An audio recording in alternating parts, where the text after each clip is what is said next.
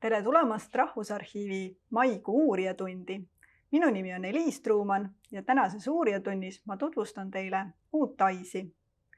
Rahvusarhiivi andmebaas AIS ehk arhiivi infosüsteem on värav, mis juhatab meid arhiivis säilitatava dokumendi pärandini.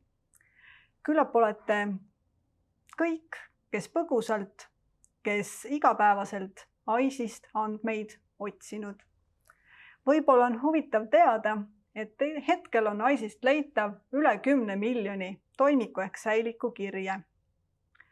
Peamise massi AIS-is olevatest kirjetest moodustavad Rahvusarhiivi säilikud, kuid lisaks Rahvusarhiivi kogudele on AIS-is kirjeldatud ka mitme teise mäluasutuse dokumendipärand, nagu näiteks Ajaloomuuseum, Arhitektuurimuuseum, Eesti Evangeelse Luterliku Kiriku konsistooriumi arhiiv, Eesti Kunstimuuseum, Muinsuskaitseameti arhiiv, Narva linnaarhiiv, Tallinna linnaarhiiv ja Väliseesti muuseum. Seega võime AIS-ist laiemas plaanis rääkida kui Eesti arhiivinduse infosüsteemist. Miks me AIS-i uuendame?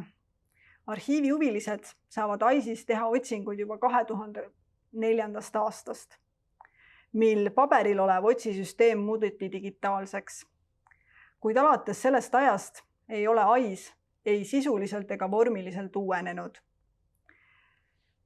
Alustasime AIS-i uuendustega 2021. aasta alguses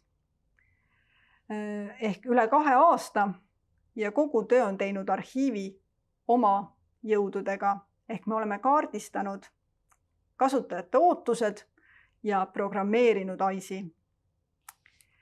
Uue AIS-i arendamise eesmärk on olnud nii kasutajate kui arhiivitöötajate ootustele vastava tänapäevase infosüsteemi loomine. Ehk soovime pakkuda kiiremat ja ladusamat ligipääsu arhiivi kogudele, mugavamat otsingut ning uusi võimalusi otsitulemuste sirvimisel ja sorteerimisel. Uuel AIS-il on nii uus sisu kui vorm. Oleme vahetanud sinise värvi roosa vastu ning nüüdsest on ka AIS kakskeelne. Lisaks eesti keelele on kõik otsilahtrid ja abitekstid ka inglise keeles. Nii on AIS-i kasutamine lihtsam välismaalastele. Keele muutmise nupu leiab siis lehe ülevalt paremast servast.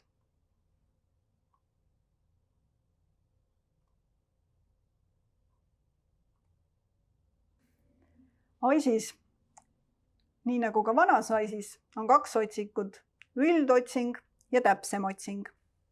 Uue AIS-i otsisüsteem töötab hoopis teise loogika järgi kui vana. Uues AIS-is kasutatakse Elasticsearch otsingumootorit, mis on kiirem ja tõhusam. Erinevalt vanast AIS-ist toimub lemmatiseerija, mis peaks tagama suurema tulemuste arvu ja põhjalikuma otsingu. Nüüd lähme üldotsingu juurde. Üldotsingus saab otsida mis tahes märksõna, nime, inimese nime, asutuse nime, organisatsiooni nime. Otsime näiteks umbus ja algkool.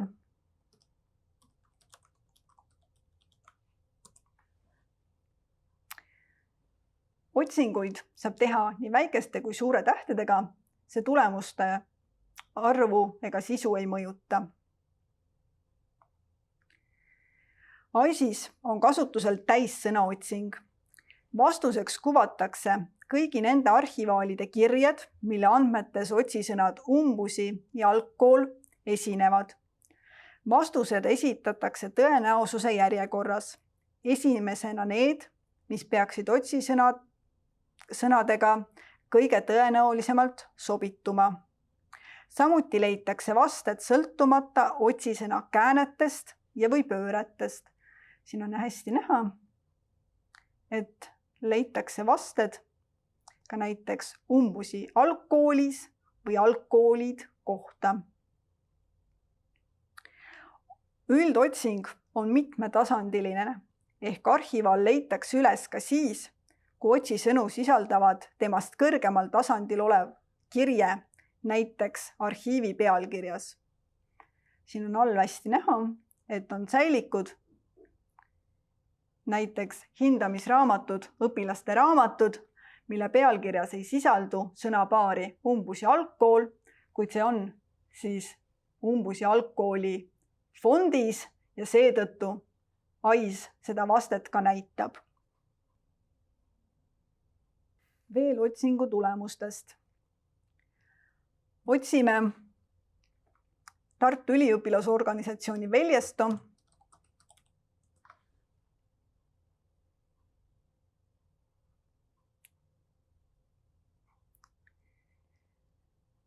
Maksimaalselt kuvatakse korraga 10 000 vastet ja automaatselt näeb neist korraga 20, kuid seda on võimalik suurendada ja näidata ka korraga 400 vastet ühel lehel. Otsitud märksõna või nimi on esile tõstetud kollasega ja see teeb otsisõna leidmise säiliku pealkirjast lihtsamini leitavaks. Iga kirjeldusüksuse kohta kuvatakse selle pealkiri, leidandmed, piirdaatumid, tasand, uurimissaal, kuhu saab säilikut tellida ja arhiiv või arhiivifond vana nimega või lihtsalt fond, millesse siis säilik kuulub. Kõigi nende kriteeriumite järgi saab siis tulemusi sorteerida. Näiteks piirdaatumite järgi sorteerida säilikud alates kõige varasemast või vajutades sinna peale veel korra, siis alates kõige hilisemast. Uudisena on lisandunud selline pilvekese märk. Kui vajutada sellele, siis sorteeritakse kõige enne digiteeritud säilikud. See roheline ovaalpilvekesega näitab, et säilik on digiteeritud.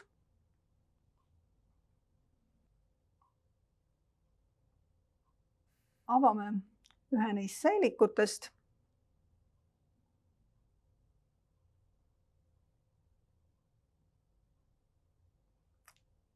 Aastapäevade ja suvepäevade fotoalbum ning vaatame säiliku andmeid täpsemalt.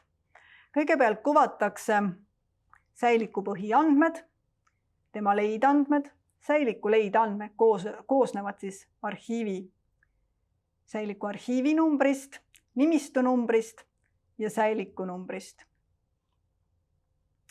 Siis on säiliku pealkiri, piirdaatumid, uurimissaal, kuhu säilikut tellida saab. Panemal pool näeb, et säilik on digiteeritud. Edasi on suurkiri vaateallikat.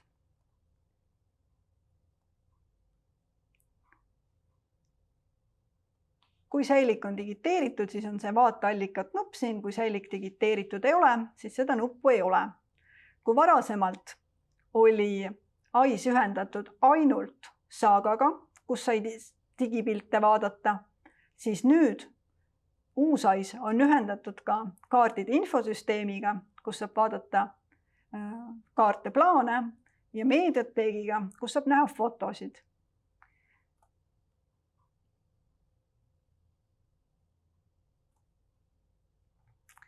Vaateallikat nupu all on tellinupp. Kui vajutada tellinupule, siis AIS suunab teid edasi Vausse ja Vau kaudu saab esitada säiliku kas laenutustellimuse või koopiatellimuse. Tellinupu all on laadikiri alla ehk PDF-failina saab arvutisse laadida säiliku põhiandmed. Saab kopeerida püsilinki näiteks Genisse. Ma usun, et kõigil on hea teada, et vanad AIS-i lingid toimivad ja suunavad õige säiliku juurde uues AIS-is. Veel lühidalt digiteerimisest. Ma arvan, et kõik on tähele pannud, kes AIS-i kasutavad, et kõik need digipildid, mis olid enne AIS-iga ühendatud, ei ole seda mitte praegu. AIS-is, uues AIS-is on lingitud ligikaudu 1/3 digiteeritud arhivaalidest. Nimelt Rahvusarhiivi digiosakond uuendab digifailide haldust. See tähendab, et digikoopiad kokku umbes 35 miljonit kasutusfaili laetakse ühest hoidlast teise, mistõttu võtab aega, kuni kõik viited AIS-is taaskord näha on. Digiarhiivi kolleegid siis prognoosivad, et see töö saab tehtud 2023. aasta sügistalveks. Kui teil tekib kahtlus, kas säilik peaks olema digiteeritud, siis ma soovitan teil pöörduda Saagasse ja sisestada säiliku leidandmed sinna. Ja siis Saaga kaudu, kui säilik on digiteeritud, on see endiselt leitav. Kui te aga siiski tellite säiliku ja te jõuate VAU-sse, siis VAU peaks teid hoiatama samamoodi, et säilik on siiski digiteeritud, või võtab teiega ühendust Rahvusarhiivi uurimissaali töötaja ja suunab teid õige lingi juurde. Vasakul pool on veel üks uuendus, selleks on arhiivipuu. Arhiivipuu näitab siis erinevaid tasandeid, milles antud säilik paikneb. Kui me kerime selle üles, saab näha, et tegu on Eesti Üliõpilasselts Veljestu arhiiviga, allarhiiv juhatus, juhatuse all on sari fotod ja fotode all siis see fotoalbum paiknebki. Arhiivipuu muudab mugavaks siis liikumise erinevate tasandite vahel ja annab hea ülevaate siis ühes sarjas olevatest säilikutest.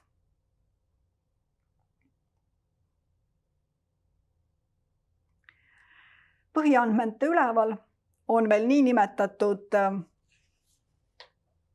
asukoharada, mis näitab samuti, kui see avada, erinevaid struktuuriüksuseid, ehk siis arhiiv, allarhiiv, sari, mille alla antud säilik kuulub.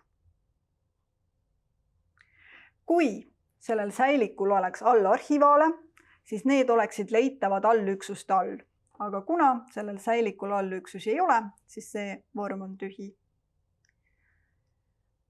Liigume siit mugavalt fondi põhiandmete juurde. On näha leidandmed, fondi pealkiri, piirdaatumid, kui palju säilikuid selles fondis on. Siit edasi saab liikuda fondi all olevate allüksuste juurde. Siit on näha fondi allarhiivid. Omakorda saab liikuda allarhiivi alt sarja juurde. Ja sarja allüksuste juurest näeb ka säilikuid. Kolmandaks on siin arhiivi moodustaja, mis sisaldab tavaliselt arhiivi moodustaja lühikest ajalugu, eelnevaid nimevorme. See võib olla täidetud erinevalt. Siin on näha vähe informatsiooni, mõnes on rohkem.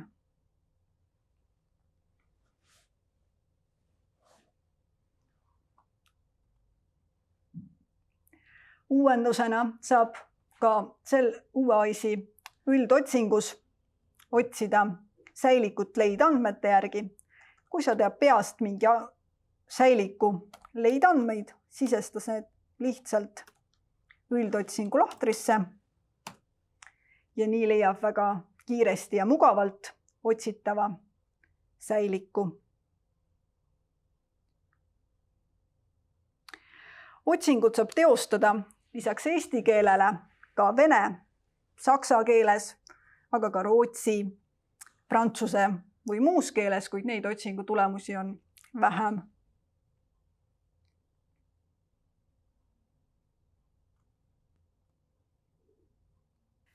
Nagu me teame, siis erineval ajal on kasutusel olnud erinevad nimekujud nii inimeste nimedega kohanimede puhul.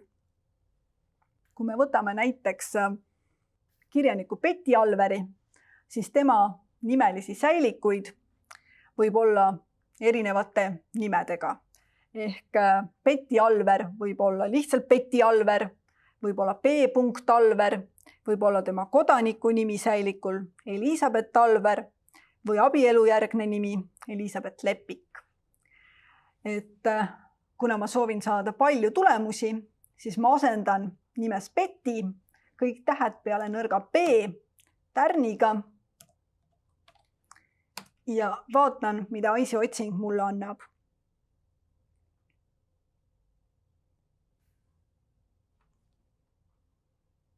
ICE annab mulle 89 vastet. Ta leiab mulle Betty Alveri nimelised säilikud, ta leiab mulle B. Alveri nimelised säilikud, aga ta leiab ka sellised säilikud, kus on Alver ja mõni B-tähega sõna, siin antud juhul Bernhard, Bergman, Berta. Nii et kui te soovite oma otsingut kitsendada, siis soovitan pöörduda täpsema otsingu vaatesse. Avame täpsema otsingu vormi. Täpsema otsingus vormis on siis erinevad lahtrid, mida täites saab otsingut teostada. Lahtrites on näiteks toodud helehalliga siis tekstid, mida võiks antud lahtrist otsida. Täpsemas otsingus toimuvad täissõnaotsing, tärniotsing, kuid erinevalt üldotsingus, kus saab tärni kasutada ainult sõna lõpus, saab täpsemas otsingus kasutada tärni ka sõna alguses, sõna keskel, saab kombineerida kahte tärni, näiteks sõna keskel ja lõpus, ja saab kasutada fraasiotsingus jutumärke. Fraasiotsingus jutumärkide kasutamine tähendab seda, et otsitakse selle fraasi täpselt sellisel kujul, nagu te olete sinna otsingu lahtrisse sisestanud. Ja samuti saab üksikut tähemärki asendada küsimärgiga, kui te ei tea, mis täht seal peaks olema. Samuti on võimalik neid välju kombineerida ja nii oma otsingut kitsendada.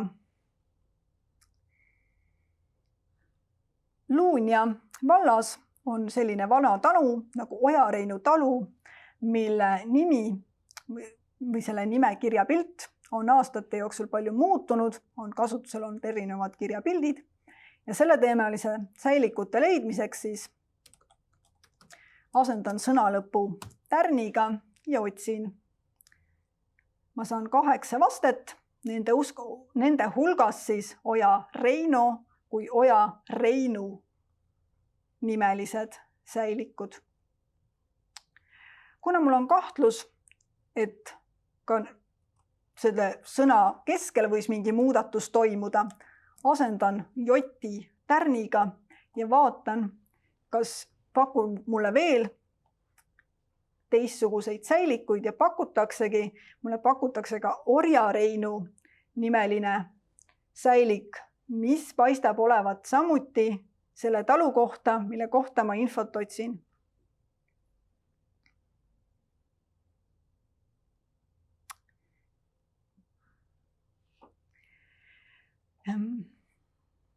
Ladina tähtedes tehtud otsing leiab vasteid ka kirillitsas kirjutatud pealkirjadest, sest tekstiväljad on translitereeritud ladina tähestikku.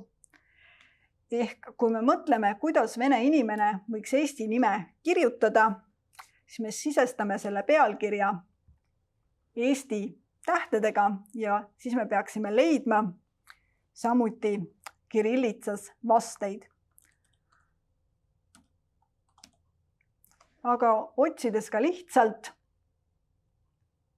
eestikeelseid nimesid, siis leiab ICE ka kirillitsas sisestatud säilikute pealkirjad. Need on tavaliselt otsingu kõige lõpus, kuid siiski täiesti leitavad.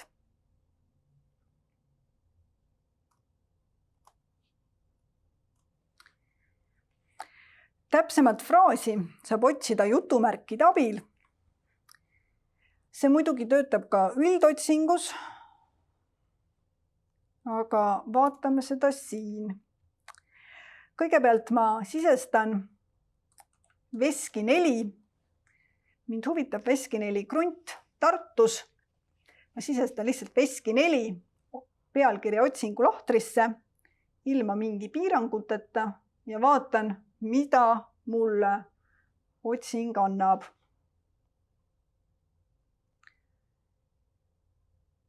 Kuna tegu on sellise populaarse sõnaga, siis otsing võtab natuke aega ja mulle leitakse kõik veskid ja neljad üle Eesti. Kui ma kitsendan seda otsingut ja lisan jutumärgid, siis otsitakse mulle ainult need vasted, kus veski ja 4 säiliku pealkirjas on järjest. Nii et eelmise 1500 vaste asemel ma saan 101 vastet. Ma saan seda otsingut veel kitsendada, lisades sinna otsisõnade järgi sõna Tartu. Miks ma sisestan sõna Tartu mitte jutumärkide sisse, vaid välja? Sellepärast, et ma ei eelda, et need 4 sõna on säiliku pealkirjas järjest, vaid ma loodan, et Tartu on kuskil säiliku pealkirjas või säiliku ülemisel tasandil ehk kas arhiivi või sarja tasandil. Ja siit ma leiangi Veski 4 kinnistu toimiku.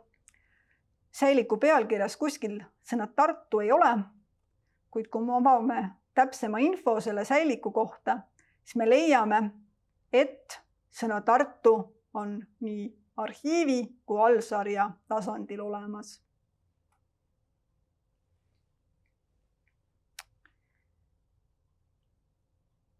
Kuna kui kasutada jutumärke, siis ta otsib täpselt seda fraasi, siis ma proovin ka otsida Veski tänav 4, kasutades tänavalühendit ja vaatan, kas mulle leitakse veel mõnda selle krundi kohta käivaid vasteid. Nii leitakse mulle sõnapaarid Veski tänav 4 järjest üle Eesti, erinevad säilikud erinevate kruntide kohta. Kui ma kirjutan sõna tänav välja, vaatan, kas ka nii leian midagi.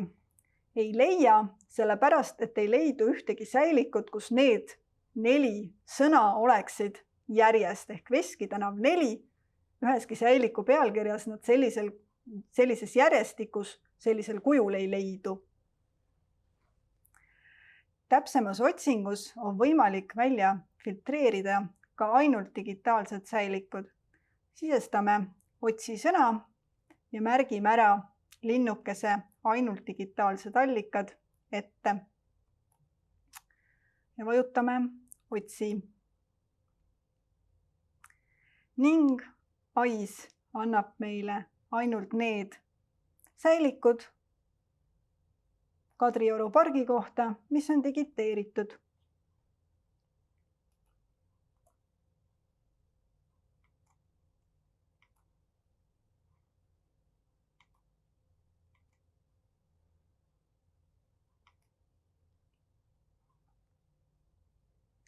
Ja siin ongi Kadrioru plaan 19. sajandi esimesest poolest.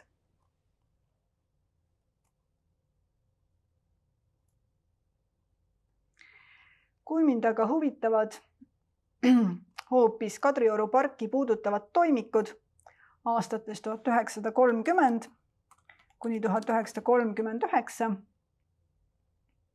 siis ma sisestan need aastaarvud siia alates kuni lahtritesse ja piiritlen oma otsingut nii. Otsingu piiritlemisel aastaarvudega peab aga tähele panema, et siis otsibki AIS täpselt neid säilikuid, millele on sisestatud piirdaatumid, jäävad siis nende sisestatud aastaarvude piiresse. See tähendab seda, et näiteks säilik on dateeritud aastatega 1929 kuni 32, siis antud otsingu puhul see säilik välja ei tuleks.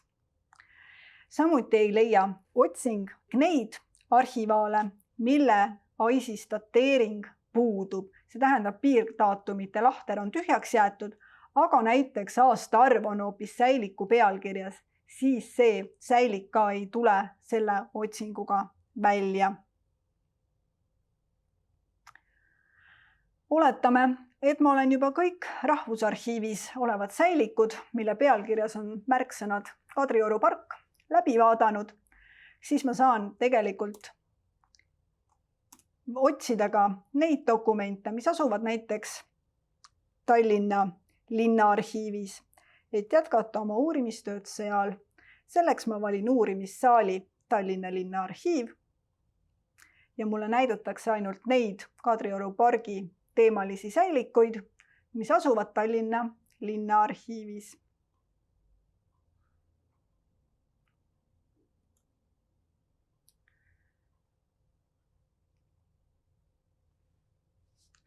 Lähme nüüd mõne konkreetsema näite juurde. Näiteks, kuidas leida hooneregistri toimikut. Ma otsin Koidula 10 asuva hooneregistri toimikut. Sisestan ma siis pealkirja lahtrisse aadressi Koidula 10, lisan linna Haapsalu ja märksõna hooneregister.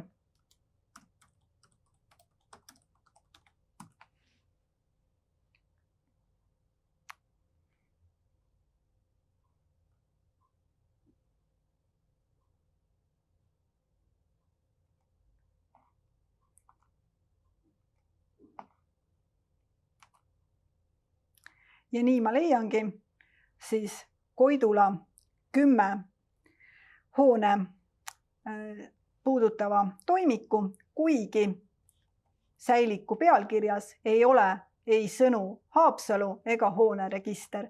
See on sellepärast jällegi, et need sõnad leiduvad siis kõrgemal tasandil, nimelt Haapsalu allsarja tasandil ja hooneregister sarja tasandil.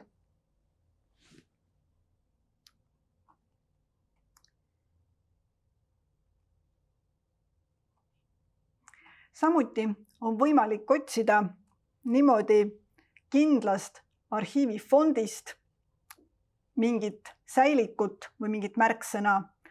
Kuna ma tean, et Läänemaa hooneregistri arhiivi tähis on lama 580, ma lisan sinna lõppu tärni, et otsiks tervest sellest fondist.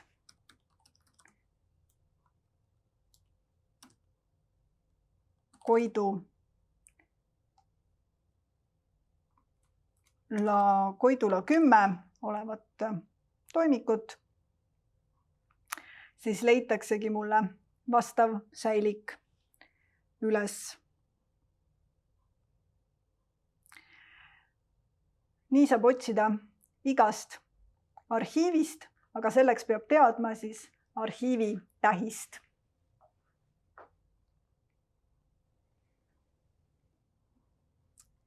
Hooneregistri toimikuid saab otsida ka nii, et arhiivi moodustaja alla panna siis märksõna hooneregister. Nii otsib siis AIS kõik arhiivid, mis on erinevate hooneregistrite asutuste arhiivid, mis on Rahvusarhiivile üle antud. Leiab nii 13 vastet. Kui me avame vormi ja asendame jälle sõna lõpu tärniga, leitakse meile 16 vastet, sellepärast et mõne asutuse nimi on olnud teistsugune, mitte lihtsalt hooneregister, vaid näiteks Lääne maakonna hooneregistri talitus, siis leiab ta ka üles need arhiivifondid. Mina näiteks teostan uurimistööd hetkel apteekide teemal.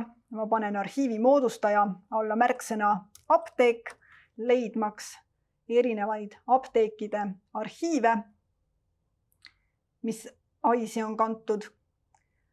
Ma saan 26 vastet hetkel ja selles hulgas ka näiteks riigiettevõtte Eesti Farmaatsia arhiivi. Miks ta pakub mulle seda arhiivifondi? Sellepärast, et arhiivi moodustaja alt vaadates selgub, et kunagi on olnud selle asutuse nimiga seotud apteeki või apteekide nimega. Nii et otsib siis AIS ka mitte ainult praegust arhiivi nime või selle asutuse nime, kes arhiivi Rahvusarhiivile üle andis, vaid ka endisi nimesid. Nii on võimalik otsida väga erinevaid asutusi. Veel mõni konkreetne näide, kuidas otsida optantide toimikut.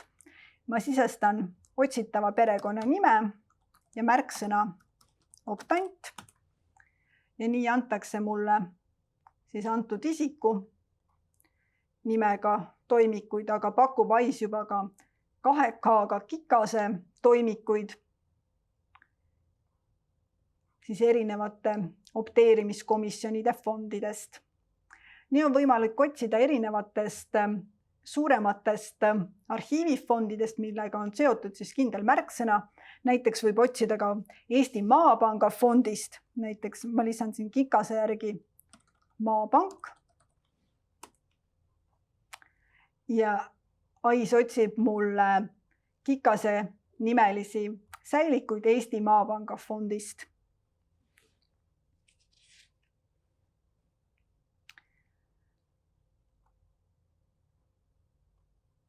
Pöördume tagasi juba eelnevalt tuttava Oskar Looritsa juurde, kuna tema õppis Tartu Ülikoolis. Ja ma tean, et Tartu Ülikooli arhiiv on Rahvusarhiivis olemas, siis ma piiran otsingut selle arhiiviga, et leida Oskar Looritsa isikutoimikud. Ja nii leiabki ta mulle 4 tulemust Oskar Looritsa üliõpilas- ja õppejõupäevilt. Mõni uurija veel mäletab, et kunagi tuli tulla Rahvusarhiivi uurimissaali selleks, et tutvuda pabernimistutega, siis nüüd seesama funktsioon on olemas AIS-is, kui täpsemas otsingus leid andmetesse kanda fondi number, nimistu number, säiliku number aga asendada tärniga, siis nii on võimalik kätte saada kõik ühe arhiivi nimistu säilikud. Filtreerime siis säilikud leidandmete järgi alates väiksemast suuremani. Nii siis saab sirvida politseitalituse fondi teises nimistus olevaid säilikuid.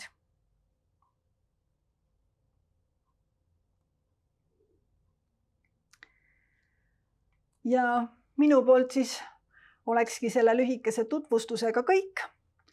AIS-is on ka abitekstid, mis minu jutu tekstivormis kokku võtavad. Abitekstidele pääseb ligi otsiabi nupu abil või abi nupu abil, kus on kuidas otsida rubriik. Kui jääte hätta AIS-i kasutamisega, siis kindlasti lugege sealt või kasutades tagasiside vormi, mille leiab lehe allnurgast, siis esitage meile küsimusi, tähelepanekuid, andke tagasisidet, mis on hästi, mida peaks või võiks muuta. Igasugune tagasiside on väga oodatud, sellepärast et AIS-i arendusprotsess ei ole veel sugugi lõppenud. vaid jätkub veel küllap pikki aastaid.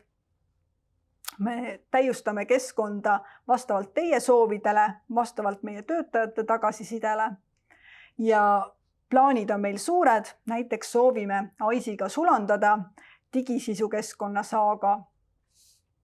Aga minu poolt on siis tänaseks kõik. Selle hooaja uurijatundidega lõpetame ja lähme väiksele suvepuhkusele. Oleme taas tagasi septembris. Nii et kaunist kevadet kõigile ja mõnusat AIS-i kasutamist. Aitäh!